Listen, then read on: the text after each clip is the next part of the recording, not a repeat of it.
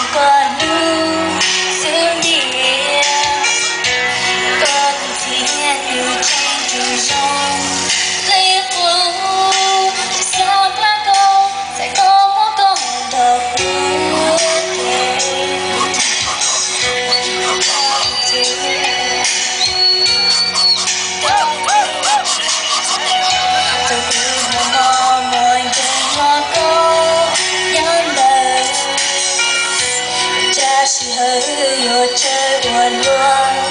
Don't that she yon trai một cái thân she yon trai gỡ cũng ngờ. Lưu này nó cứ nhẹ nó xa trong con. Yo cha tên này dòng cứ she. Suốt lưu she heard cô xa tóc con.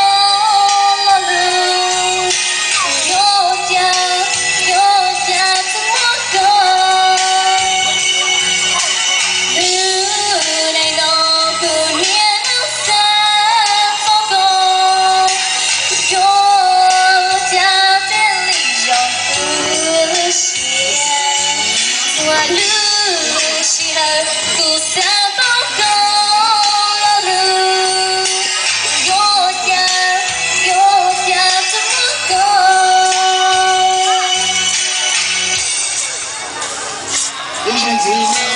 Qua bao xưa bỏ con xa lo ý vô. Lại tôi chẳng hầu cả lư.